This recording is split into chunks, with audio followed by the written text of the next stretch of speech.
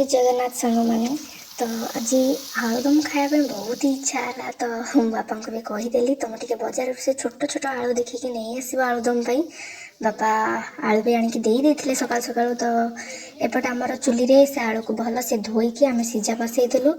एपटे आलू सीझा भितर सेपटे मसला मसली जहाँ भी दरकार तार प्रस्तुत करा जायथिला।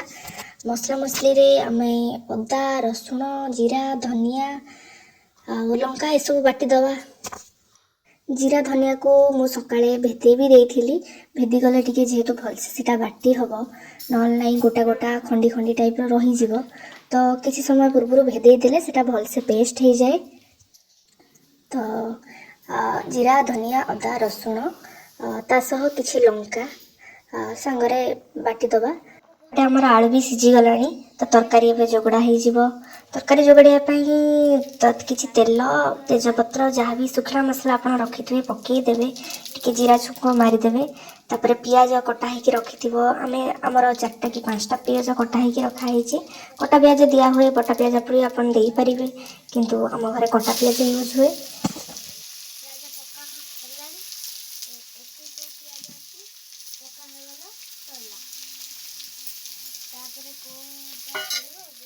पियाज ब्राउन रंग हवा जाके ताको टिके भाजी थे। ब्राउन रंग हो गले ताको मसला जोगड़ा हो मोर एपटे मसला जोगड़ा हो गला।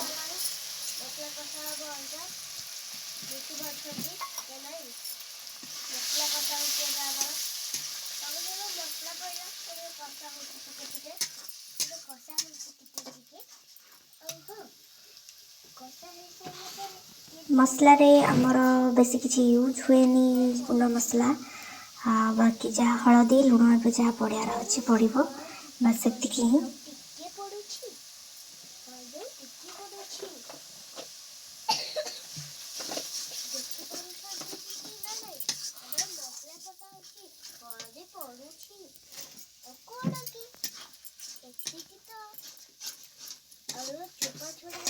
मसला साइड रू तेल न बाहरिया जाके ताको कषिबे।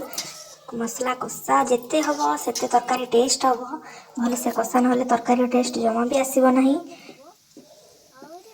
तो आपण मैंने से पर्यंत कषिबे जे पर्यंत साइड रू तेल न बाहरी जाइए। तो एपटे आमर आलू छड़ा होगी रखा भी हो गलानी। आलू आलू चोपा छड़ा है कि थुआ है। तो ये मसला रे आम टमाटो देदबा। आमर 3टा टमाटो यूज कराई। दीटा बटा है गोटे कटा है। आलुदम रे टिके टमाटो अधिक पड़े भल लगे।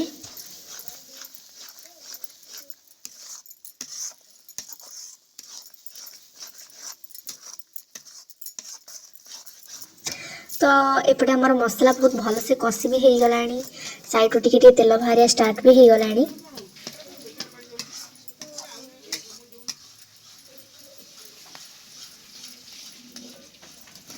तो ये मसला कषा हो गलानी। तो ताथे टिके जहाँ भी आलू छड़ा होकर रखा होता ताकू पकई किसी समय बहुत भल से कषिदबा।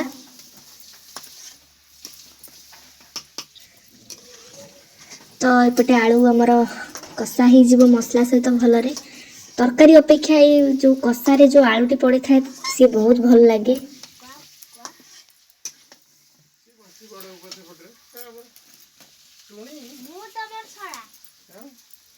आलू भल से कषि हो गलानी। तो एबे देखिपे आलू साइड रू केमती तेल बाहर साइड रू तेल बाहर माने जानी मसला बहुत भलसे कषि हो जाए।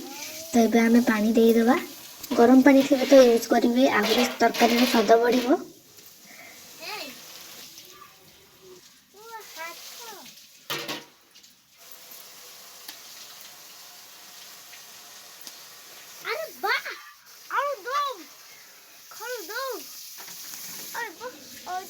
बस हो गला तरकारी। एबे फुटी जीव किसी समय फुटीगला आम ए गरम मसला पकईदेलु। गरम मसला सह किसी धनिया पत्र भी जदि थी ताको पकईदेवे। तो बस हो गला तरकारी चुली रंधा आलुदम।